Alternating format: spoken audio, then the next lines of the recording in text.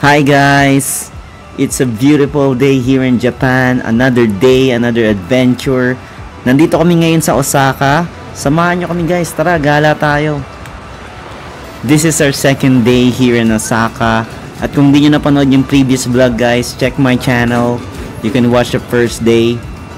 And ang lamig dito ngayon guys. Pero sobrang sarap ng tulog ko kagabi.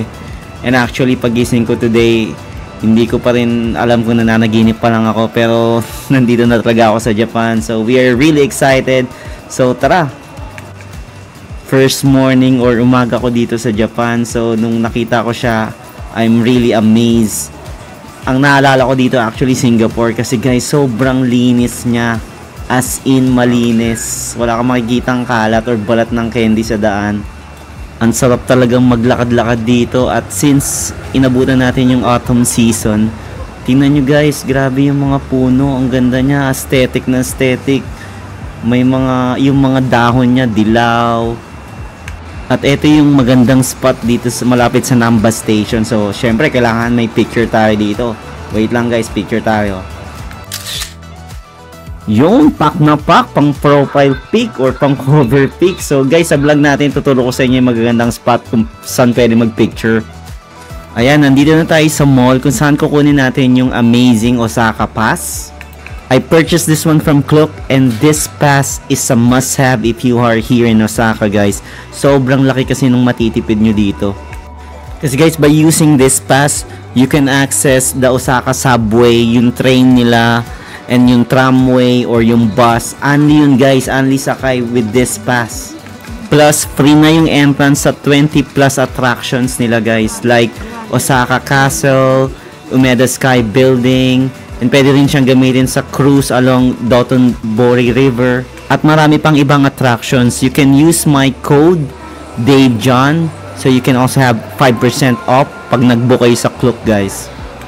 Yung nabili ko siya 955 pesos for 2 days na yun guys. So sulit na sulit yan.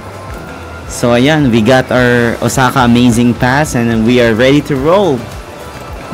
Nandito na tayo sa kinatatakutang Japanese train system or their subway.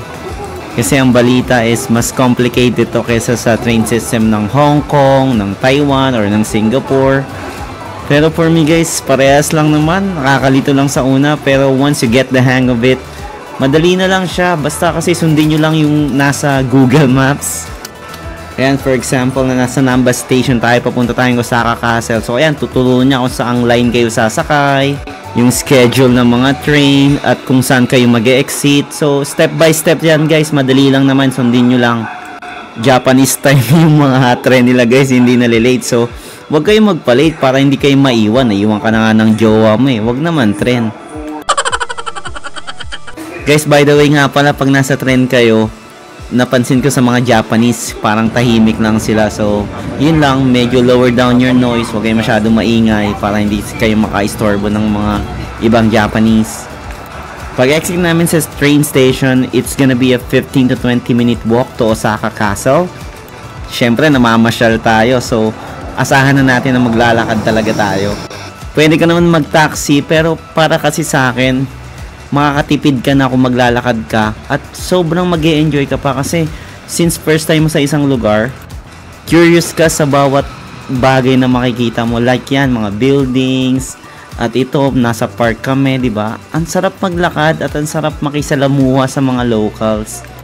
So, kung mamamasyal tayo sa Japan, huwag ka na magtakong kasi masakit sa paa yan. Make sure wear your most comfortable shoes. At ayan, kunyari, pag napagod ka na, pupo lang.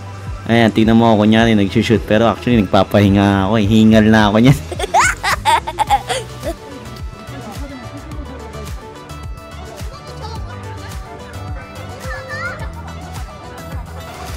Ang sarap talaga mamasyal sa winter countries, lalo na pag ganitong season kasi malamig talaga siya eh.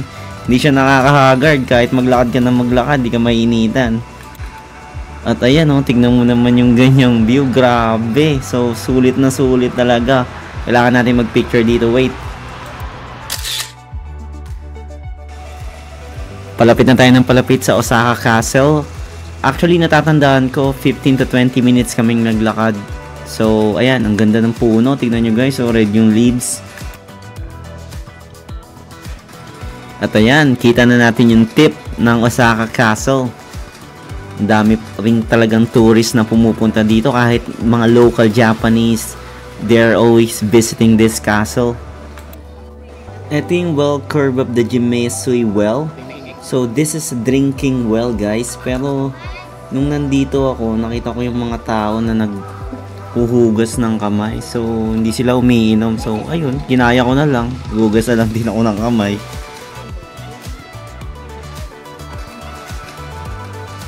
Malamig yung tubig guys, pero ayos lang, nakaka-refresh siya.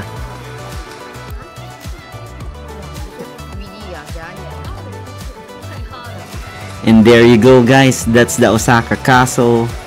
It's actually beautiful. This castle is a huge part of Japanese history and culture. Kaya kahit ilang beses na siya nasira, lagi pa rin nila itong nire-renovate or inaayos nila. Naalala ko yung Saint Ruins of St. Paul sa Macau kasi ganoon din. Kahit ilang beses nang dinaanan ng mga unos, nakatayo pa rin siya. Pwede kayong pumasok dito using the Osaka Amazing Pass. Libre na yon. Pero kami kasi hindi na kami pumasok kasi mahaba yung pila and we're satisfied sa labas.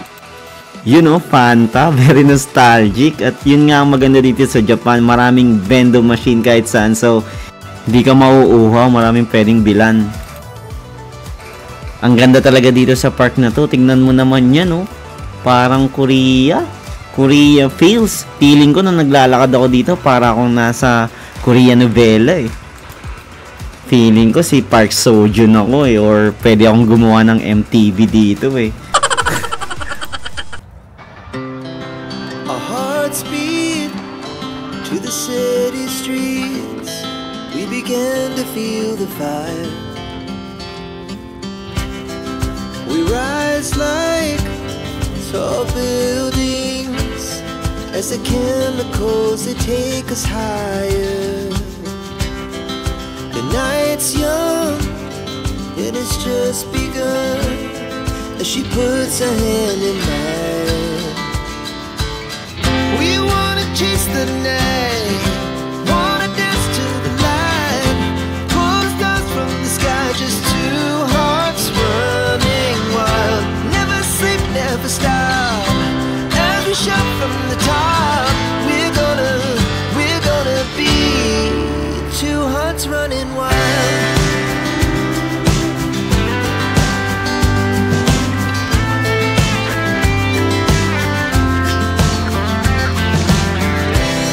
Now the morning is the afternoon. We lay awake in bed. May pa MTV yarn. Sorry na talaga guys, nag-moment doon. Wala eh, ganda talaga kasi sa Japan eh. Hindi mo maiwasan maging cheesy eh. Kahit di ka corny. We. Anyways, nandito na kami sa Grab or taxi. Hindi na kami nag-train kasi medyo napagod kami sa Osaka Castle. Puro lakaran ginawa namin doon. Ang bilis mag-drive ni Kuya eh. Parang din sa Singapore at Hong Kong eh. Yung mga driver dito parang NASCAR driver eh. Ewan ko ba? Di siguro sila sanay sa traffic. So yan is from Osaka Castle. Yan yung binayaran namin. Taxi 2,700 yen to Umeda Sky Building. Pero okay na rin guys kasi nagmamadali kami. Medyo na-late kami sa itinerary namin today. Ganun talaga. Sometimes you have to buy time para rin masulit mo yung araw mo.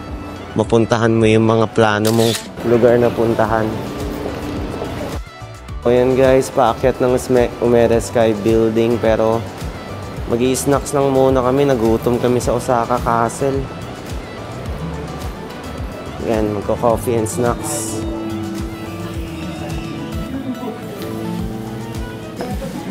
Hi guys, nandito kami ngayon sa baba ng Umeda Sky Building. So we're just having snacks sa coffee kasi galing kami ng Osaka Castle. Grabe, puro lakaran yung ginawa namin doon kaya napagod kami. Although masaya naman kasi maganda talaga yung Osaka Castle at syempre malamig naman kaya hindi masyadong haggard. Yun nga lang, puro lakad lang talaga. Medyo malayo siya. Pero may enjoy mo eh, kasi ang ganda talaga ng view eh. Scenic yung mga view doon. Daming punong magaganda. Lalo ngayon, autumn.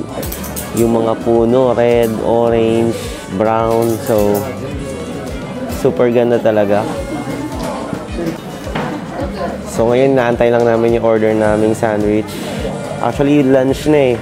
Kaya lang may plano kaming kainan after ng Umeda Sky Building. Kaya ngayon, nag-quick lunch lang, nag-quick snacks lang kami.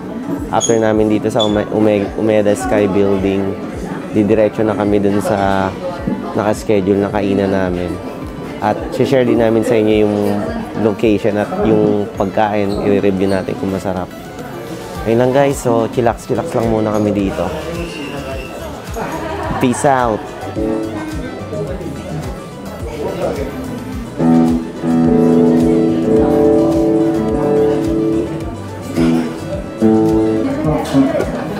Hindi ko alam kung anong pangalan ng cafe, hindi ko mabigkas eh. Pero sa baba lang to ng Umeda Sky Building.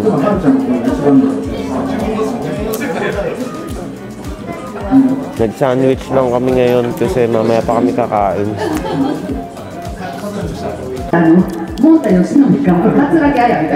Lumalapang na naman yung kasama ko guys.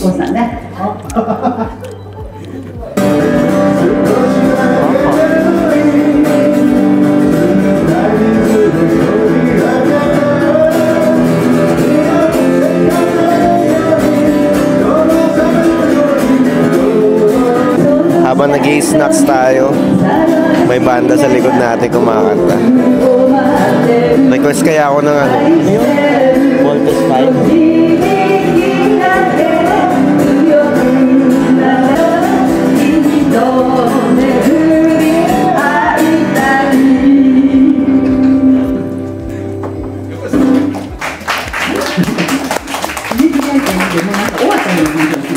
At eto na guys, after kumain, pupunta na kami sa taas ng Umeda Sky Building.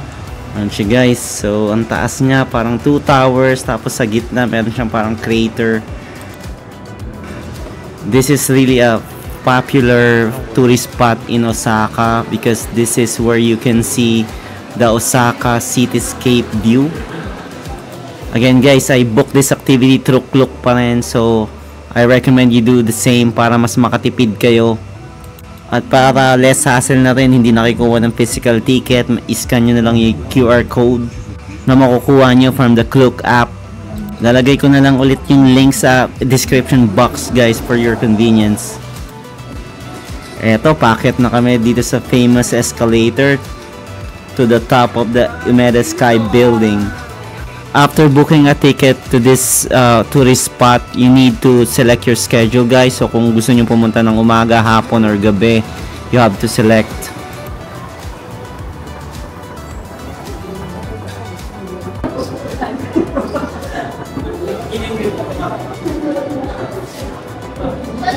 Wow!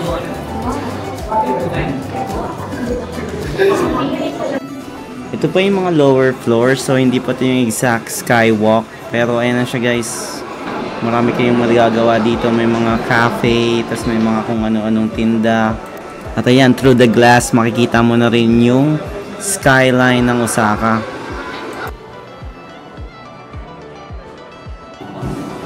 This one is the cafe where you can eat snacks and drink coffee.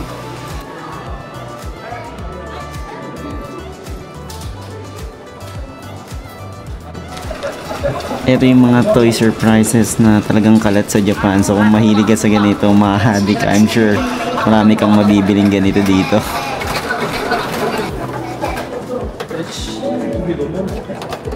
For nap. For my daughter.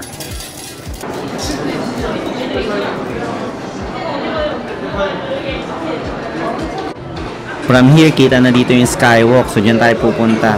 So we need to ride another elevator that will take us to the top.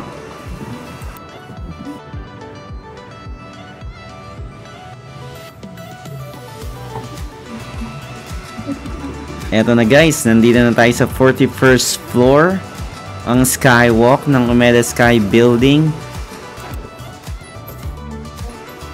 kahit masikip dito guys minsan kasi maraming tao kasi it is really a famous tourist spot here in Osaka. Sulit na sulit naman yan kasi tignan nyo naman yung view guys. Here's the panoramic view at the top of Umeda Sky Building. Sarap magmuni-muni dito sa taas pero nakakabilib talaga yung Osaka. It's the second largest city in Japan at makikita mo from this view kung gaano siya kalaki at kung gaano siya kaunlad kasi sobrang daming buildings. Mas okay din siguro kung pupunta kayo dito nung palubog na yung araw or sunset para ma-enjoy nyo yung city nightscape ng buong Osaka.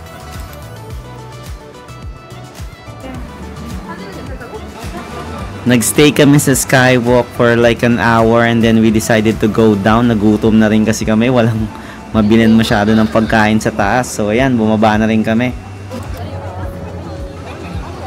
Ayan, sa baba marami pa rin tourists. Syempre na-appreciate nila yung Umeda Sky Building from below. Ayan siya. So huling sulyap bago tayo umalis. At eto na guys. Alay lakad na tayo ulit papunta sa train station kasi babalik na tayo sa hotel natin. Magbibihis lang tayo kasi magpo-food trip tayo after sa Dotonbori. Eto guys, samahan nyo ako, naglalakad tayo. And usually nagsushoot ako ng vlog in a first person perspective kasi baka magsawa kayo sa mukha ko pag sa akin lagi nakatutok camera. Or gusto ko lang kasi makita nyo yung mga dinadaanan ko, yung mga pinupuntahan ko. Para at least, parang kasama ko na rin kayong mamasyal. We are back at the subway and ayan, medyo maraming tao ngayon kasi peak hours na. Okay lang naman kasi sobrang efficient ng mga trains nila guys. Pwede naman kayong mag-bus if you're familiar with the bus stops. Pero ako kasi medyo nalilito ako doon so I just choose to ride the subway instead. Aesthetic yung trains nila dito guys, no? Feeling ko nasa anime ako eh. At ayan, naglalakad na naman tayo papuntang Namba Station. Yung temperature dito guys is ranging from 8 to 12 degrees nung nandito kami. So malamig talaga siya kaya makapal din yung suot namin. Actually tatlo yung doble kong suot. Lalo na pag sa gabi kasi grabe, tumatagos talaga yung lamig. Kaya make sure you dress properly. At eto na, nandito na kami ulit sa hotel, Super Hotel at Namba. So ayan, maliit lang siya guys pero sobrang ganda ng location niya kasi malapit siya sa Dotonbori. So malapit kami sa food trip. At ayan, may katabi pa siyang Lawson convenience store. So anytime na may pwede ka or gusto mong bilhin, madali lang makakahanap or makakabili. At ayan guys, nasa hotel na rin kami sa wakas. Pahinga lang konti, then magbibihis, then lalabas tayo ulit. Ang bilis lang ng pahinga namin pero actually nagugutom na kami. Super excited na kami pumunta sa Dotonbori kasi may kakainan tayong famous house dito sa Japan. So, let's go! On our way to Dotonbori, ito dinaanan na rin namin tong Namba Parks. This is actually a shopping mall pero marami siyang display lights like ayan guys, sobrang ganda dito at maliwanag talaga siya sa gabi. At meron din siyang hanging gardens sa taas pero hindi na namin siya inakyat. It's cold! Nasa higher floors tong mall na to kaya ramdam mo talaga dito yung lamig tapos open air pa. So ayan, mapapakapi ka talaga. Hindi talaga ako mahilig sa hot coffee pero ginawa ko yan dito sa Japan kasi nga ang lamig. Kailangan kong kontrahin talaga yung lamig para mainitan yung katawan ko. Ito yung isa sa coffee shop dito sa mall na to at yeah, super cozy and napansin ko yung mga Japanese mahilig din silang tumambay at magkape. So para din tayong mga Pinoy. And guys, after magkape, nagpamassage pala ako dito kasi gusto kong matanggal yung mga lamig sa katawan. Ay, hindi pala. May bantay pala. Char lang, char. Perfect talaga yung hotel na pinag-stayan namin dito sa Namba kasi walking distance lang siya sa Dotonbori. Pag nagutom ka, punta ka lang dyan. Maraming food trip. And malapit din siya ayan, sa Shinsaibashi which is the shopping capital. Kaya kung in ka talaga sa shopping or gusto mo bumili ng mga pasalubong para sa family mo, ikaw na lang talaga yung susuko sa dami ng tindahan na pwede mong pagpilian.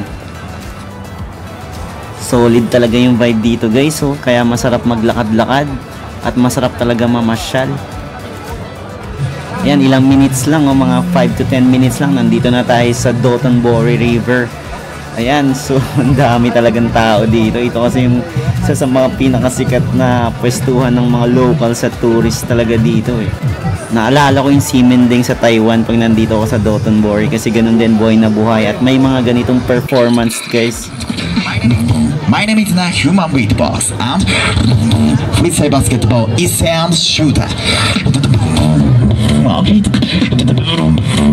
Let's go. Okay.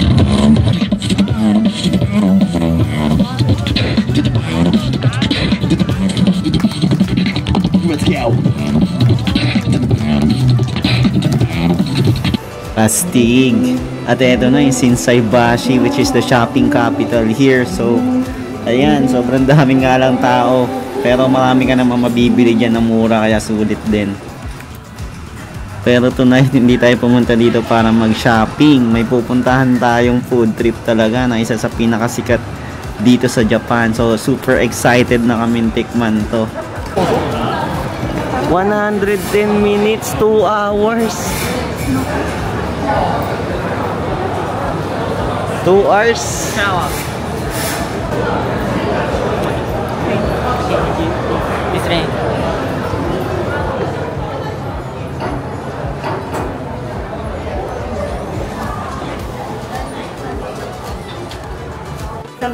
Guys, nandito tayo sa Ichiran Ramen. So ayan, nakapila kami.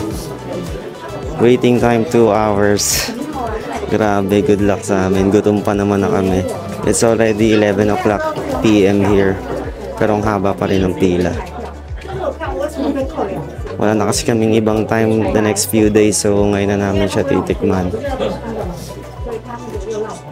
So yan, we are waiting for our turn. Siguro mga 1 oras pa kami pipila. Grabe yung Ichiran Ramen dito. Parang Starbucks Hiraya sa Tagaytay sa atin. Hindi siya nauubusan ng pila araw-araw. At ayan, we are ordering na through their kiosk. Sa mga panahong to, sinasabi ko na lang sa sarili ko, this ramen better be good. Remember the rule, pag mahaba pila, masarap talaga yung pagkain. So ito, sobrang haba ng pila. Siguro naman, sobrang sarap din talaga ng ramen nila. So let's try it. After the payment, pila pa rin pala yun hanggang second floor. Finally, after more than an hour, nandito na kami sa table. Pero parang mag-e-exam pa ata kami dito bago kami maserve ng ramen eh. Ayan oh. Bawal mangopya sa katabi. Yan guys, after 1 hour sa pila, nakakatikim na rin ng Ichiran Ramen. So yan, nag-aantay lang kami ng serve sa amin yung in-order naming ramen.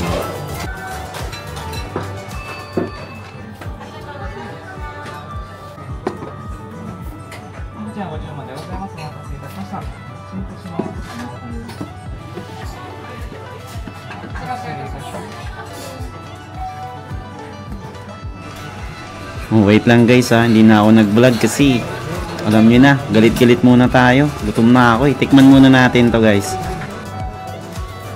Ang masasabi ko lang, hindi siya overrated. Totoo ang chismis guys, sobrang sarap ng Ichiran Ramen. Mahilig ako mag-ramen sa Pinas pero never ako nakatikim ng ganitong klaseng ramen. Yung flavor niya, ang lambot ng noodles at yung sabaw talagang malinamnam. Grabe yung meat guys.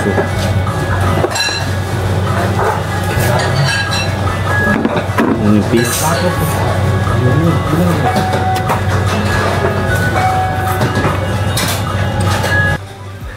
Ayan na guys, alam niyo na pag pumipikit na ako, masarap talaga yung pagkain na kinakain ko. So 5 star, 10 star talaga siya. Ano score? 10. 10 over 10 guys. 10 over 10 lang. Ako 15 over 10. Ayan, after namin kumain, naglakad-lakad kami at nagtry kami ng mga claw machines.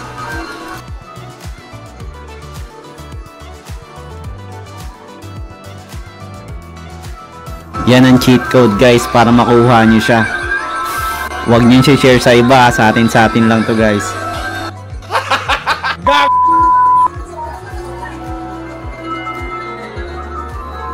Go, kuha na yan.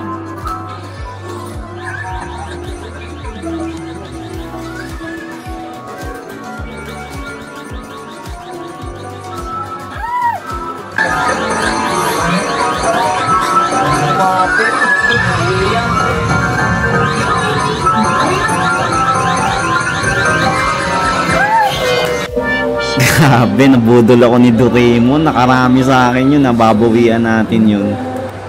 Ginutom tayo ni Doraemon. So ayan, nandito na naman tayo sa Dotonbori para mag food trip. Eto, order kami ni Monica ng Japanese pancake, which is the okonomiyaki. At syempre, ang walang kamatayang takoyaki. Osaka is really Japan's kitchen. Sobrang sasarap talaga ng food trip dito guys. And that concludes our second day here in Japan. Osaka is such an amazing city. Yung mga lugar niya, aesthetic. Andyan yung Osaka Castle na nakatayo pa rin after 400 years.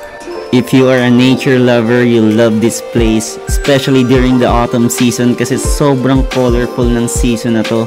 This is Japan's second biggest city. So marami talaga siyang tao, but the people are really nice and warm. I can't help but be jealous about their train system. Sana magkaroon din tayo ng ganito talaga sa Pinas. This is Japan's former capital, so no wonder it is really a developed city with towering skyscrapers. This is Japan's kitchen, so if you are really a fan of Japanese cuisine, this is really the place to be here in Japan. It's only our second day here in Japan guys. We still have 8 days left.